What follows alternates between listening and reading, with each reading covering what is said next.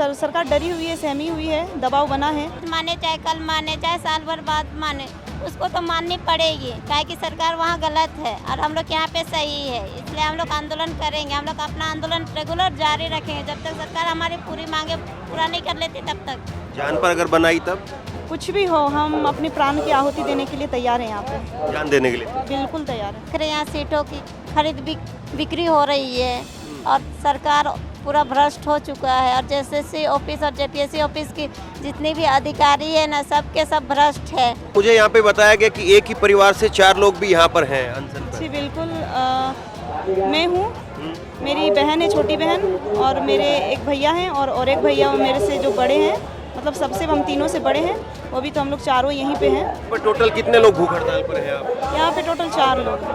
4 हैं। 4 लोग हैं, जिनमें से अभी हम लोग 3 यहाँ पे उपस्थित हैं। एक भाई साहब थे वहाँ पे, राहुल क्रांति, उनको हॉस्पिटल में एडमिट कराया गया है। तबीयत उनकी बिगड़ गई थी, डिहाइड्रेशन हो गया था बॉडी में। इरादे जब नेक हो तो हौसला बुलंद हो ही जाता है और हमारे इरादे बहुत मजबूत हैं। हम लोग जब तक यहाँ से हम अपने जो हमारे अधिकारों का हनन हुआ है उस अधिकारों को सूद समेत वापस नहीं ले लेंगे, तब तक यहाँ से जाएंगे नहीं। कि हम लोग हाई कोर्ट भी जाते हैं, लेकिन वहाँ से भी जो सेटर लोग हैं उन लोग को क्लीन चिट दे देता है, बता कोई सेटिंग नहीं हुआ है। हम लोग को हाई कोर्ट से भी कोई न्याय नहीं मिलता। हम लोग का आखिरी रास्ता दिखा आंदोलन करने का, वही आंदोलन कर रहे हैं। रांची में छात्रों के प्रोटेस्ट का आज 15वां दिन और यहाँ मंच पर कुछ छात्र भूख हड़ताल पर हैं। यहाँ छात्र लगातार दिन भर आते रहते हैं, सुबह सुबह का वक्त है इसलिए थोड़ी संख्या कम है।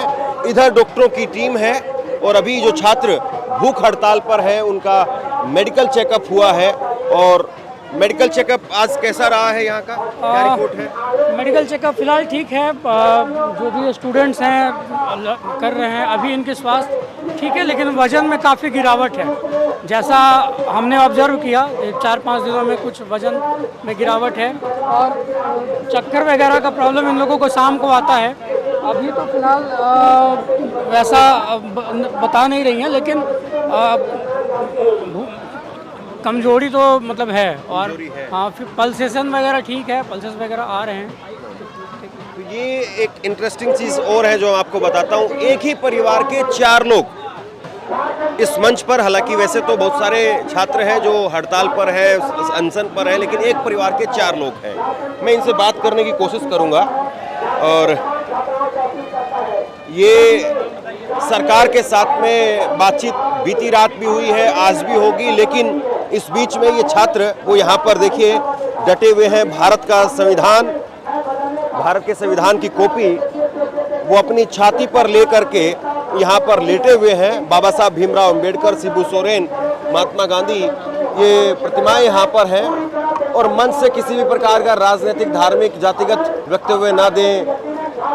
और बाकी जो अखबारों की कटिंग है वो यहाँ पर आपको दिखाई देगी और इन छात्रों के बैग वो यहाँ पर आपको दिखाई देंगे। आपसे थोड़ी देर के लिए बात कर पाएंगे? क्या नाम हुआ आपका? हबीबा।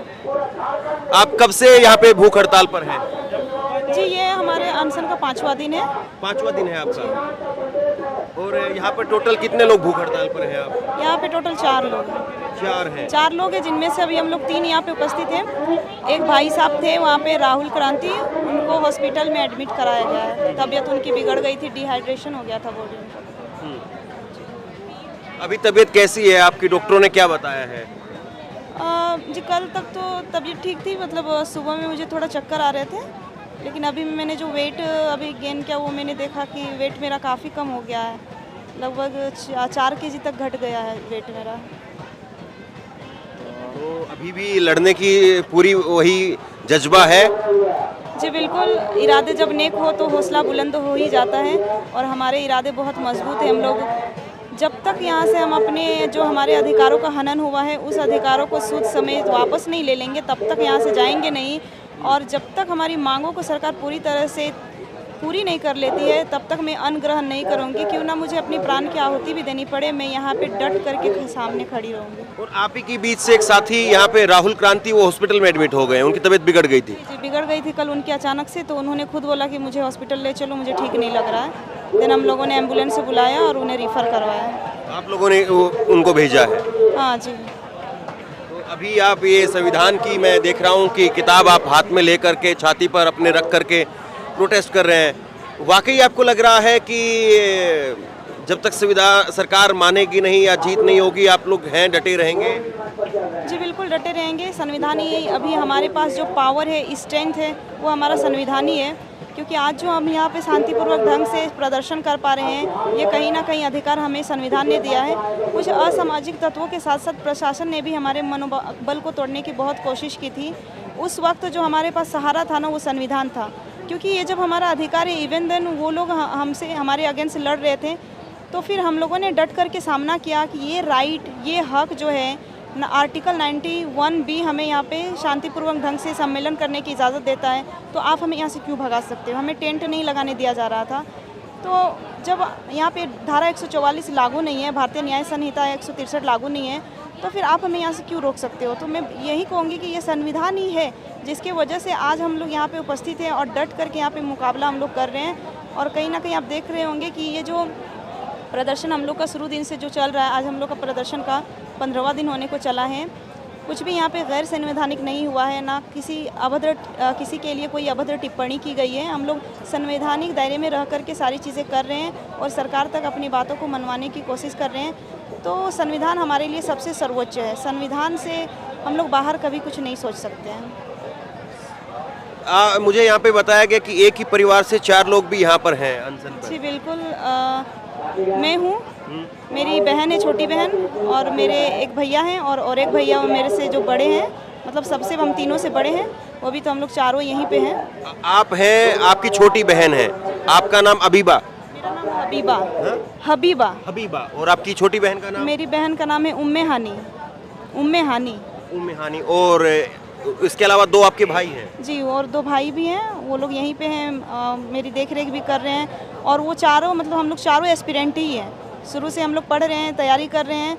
तो यहाँ पे सिर्फ मैं इस चीज़ से पीड़ित नहीं हूँ। झारखंड सरकार से जिस तरह से सारे युवा अभ्यर्थी त्रस्त हो चुके हैं, जिस तरह से करप्शन के शिकार हुए हैं, उस चीज़ से मेरे साथ साथ मेरे भैया लोग भी पीड़ित हैं, मेरी बहन भी पीड़ित है। तो एज ए स्टूडेंट हम लोग यहाँ पे सबको आए हुए हैं और सिर्फ अपने हक के लिए नहीं आए हुए हैं। तमाम झारखंडी युवा जितने भी यहाँ पे मौजूद हैं, सबके लिए कहीं ना कहीं हम लोग भी ये सोच रहे हैं कि सबको हक मिलना चाहिए। अपने हक के लिए तो लड़ना ही चाहिए, लेकिन यहाँ पे एक बदलाव होना बहुत ज़्यादा ज़रूरी है। कोई सामने इतना मुखर करके नहीं आ रहा था पिछले 26 सालों से।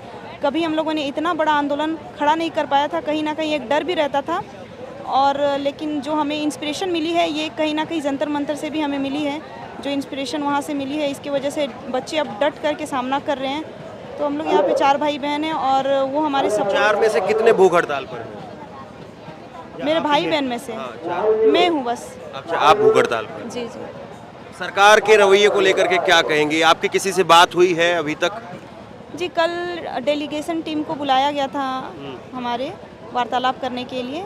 क्योंकि हम लोगों ने पहले तो बहुत कोशिशें की कि वो हमसे वार्तालाप करे, लेकिन सरकार तैयार नहीं हो रही थी। लेकिन मुझे लगा कि जब आखिरी हथियार हमारा एक अनशन ही बचा था, अनशन हम लोगों ने जैसे स्टार्ट करा, चाहे वो सिंपैथी के अकॉर्डिंग हो या तो फिर उनके प्रति कुछ दबाव बना, तो सरकार डरी हुई है, सहमी हुई है, दबाव बना है। तब जाके उन्होंने डेलीगेट टीम को कल बुलाया है। हमारी डेलीगेट टीम गई हुई थी बात करने के लिए। तो जो भी हमारे मांग पत्र थे, सारे मांग पत्रों को हमने उन्हें सौंपा है और उन्होंने कहा है कि हम इस पर विचार विमर्श कर रहे हैं, सरकार आपके प्रति गंभीर है। तो इवन देन मैं इसे एक आश्वासन के तौर पे देख रही हूँ, क्योंकि अभी तक कोई आउटपुट नज़र नहीं आया है, क्योंकि 15वां दिन हो चुका है। आप अच्छे से बोल रही है, लेकिन मैं फिर भी चाहूँगा कि आप जो थोड़ा सा आराम करिए, क्योंकि मैं नहीं चाहता कि हमारी वजह से आपका कोई नुकसान हो जाए।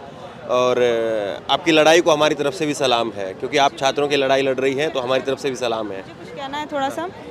अगर मैं बोलूँगी नहीं तो फिर आप जितने भी यहाँ पे मीडिया बंधु हैं, आप हमारे मित्र की तरह हमारी बातों को सरकार तक पहुँचाने में बहुत अहम भूमिका निभाएं। और मैं चाहती हूँ कि हमारी बातें बढ़ चढ़ के उन तक पहुँचे, ताकि हमारी जो भी अधिकारों का हनन हुआ है वो हमें वापस मिल पाए। इसलिए मैं बोलना कम नहीं करती हूँ, इसलिए मैं चाहती हूँ कि मैं बोलती रहूँ, क्योंकि ये भी अधिकार हमें वाक और अभिव्यक्ति की स्वतंत्रता दी हुई है आर्टिकल 91A। तो इसलिए मैं बोलना चाहती हूँ, क्योंकि मैं अभी देख रही हूँ कि देश से, पूरे देश से यहाँ पे मीडिया बंधु आ रहे हैं, जो चीज़ कभी नहीं हुआ था झारखंड में। झारखंड इतना प्रचलित, लेकिन इतने बड़े लेवल पे नहीं था कि सारे मीडिया बंधु यहाँ पर आकर के और एक भाईचारा दिखा करके हमारा सपोर्ट करें तो बहुत टूटेंगे नहीं।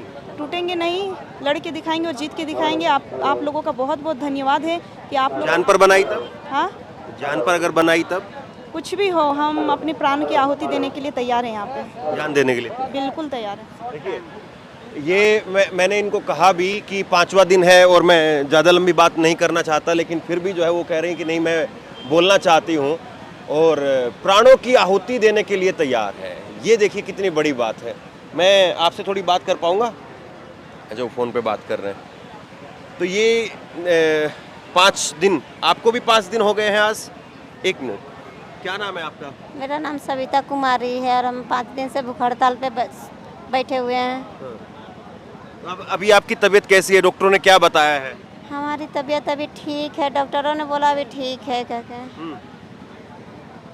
तो अभी क्या कहेंगे, सरकार से क्या कहेंगे? 5 दिन हो गए हैं आपको, अभी बातचीत चल रही है, रात को भी हुई है, अभी भी हो रही है, क्या कहेंगे? सरकार बोले हैं कि तो लोग का जो मांग है जायज़ है, हम लोग इस पे विचार विमर्श करेंगे, उसके बाद फिर कोई नतीजा पे निकलेंगे। अभी तो हम लोग को कोई आश्वासन, वैसा क्लियर आश्वासन नहीं दिया गया, क्लीन चिट नहीं दिया गया है, लेकिन बोला है तो लोग का मांगे जायज़ है, हम लोग किसमें सोच विचार करेंगे। तो अभी आप भी जेपीएससी की तैयारी कर रही थी? जी सर, हम तो 2019 से जेएसएससी और जेपीएससी दोनों का ही तैयारी कर रहे हैं। 2019 से 7 साल हो गया सर। हाँ।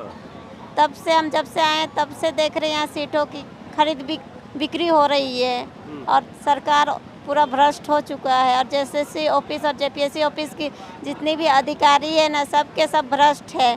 हम लोग कितनी बार जेएसएससी ऑफिस को घेरे हैं, लेकिन जैसे हम लोग घेर देते हैं, शाम होते होते अपना डेलीगेशन टीम बुलाया जाता है, उसके बाद हमारे डेलीगेशन टीम जाते हैं, यहाँ से शेर बन के जाते हैं, अंदर जाते जाते भीगी बिल्ली बना के बाहर भेज देते हैं, वहाँ डराते धमकाते हैं, माइंड वॉश करते हैं और फिर कोई मीडिया वाला को भी साथ में भेजते हैं ना, तो उसका भी रिकॉर्डिंग नहीं करने देते हैं, गलती से रिकॉर्डिंग भी कर लेता है ना, उसको भी डिलीट करवा देते हैं। यहाँ तक कि हम लोग हाई कोर्ट भी जाते हैं, लेकिन वहाँ से भी जो सेटर लोग हैं उन लोग को क्लीन चिट दे देता है, बता कोई सेटिंग नहीं हुआ है। हम लोग को हाई कोर्ट से भी कोई न्याय नहीं मिलता। हम लोग का आखिरी रास्ता दिखा आंदोलन करने का, कोई आंदोलन कर रहे हैं। पहले तो छोटा छोटा आंदोलन होता था, क्या कि एक कभी जैसे सीजीएल का हुआ तो कभी जेपीएससी का हुआ तो ज़्यादा बच्चे जुट नहीं पाते थे।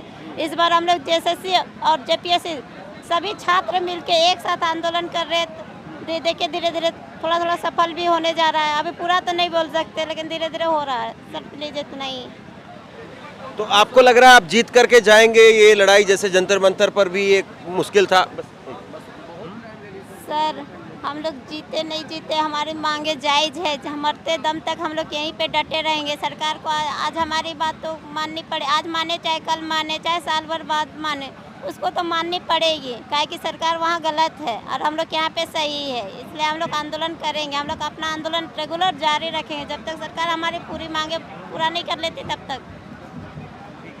तो ये फिलहाल जो है वो यहाँ पर मंच की स्थिति है और अभी भी बातचीत के लिए यहाँ से एक डेलीगेशन गया है, सरकार से बातचीत जो है वो होगी।